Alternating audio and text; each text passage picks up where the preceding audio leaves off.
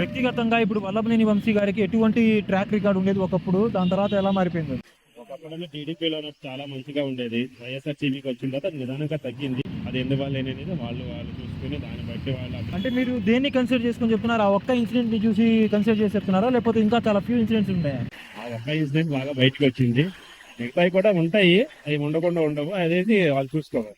అది అందరికీ తెలిసింది ఉన్నాయి అని చెప్పి అది దాన్ని బట్టి వాళ్ళు చూసుకోవాలి. మరి కొంతమంది ఏమంటున్నారంటే గతంలో తులసి మొక్క ఇప్పుడేమో వేరే మొక్క అని చెప్పి అంటున్నారు. ఇలా మారడానికి గల కారణం ఏంటి? ప్రధానంగా ఎవరు కారణం అంటారు? అది మనకు తెలియదు. నాకు అది వాళ్ళు అనుకున్న రాజకీయ పరంగా కాబట్టి అది మనకి ఎంతవరకు తెలియదు. సో అది రాజకీయంగా వాళ్ళు మాట్లాడుకున్న దాన్ని మన దాన్ని అవునా కాదా అని మనం చెప్పే స్థితిలో కానీ చెప్పే స్థితిలో కానీ మనం నా స్నేహితులు అని చెప్పి ఈయన స్నేహితులు కొంతమంది ఉన్నారు వైఎస్ఆర్సీపీ పార్టీలో. మరి వాళ్ళు ఇప్పుడు బయటకు వస్తున్నారా ఈయన కోసం? అది వాళ్ళు చూసుకోవాలి. వస్తున్నారా అంటే ప్రెసెంట్ వరకు ఇంకెక్కడా రాలేదు. వాళ్ళు వస్తారా రానేది ఆలోచించాలి. రాజకీయంగా ఇంకా ఫుల్ స్టాప్ పడిపోయినట్టేనా? కాదు అనే చెప్పాలి.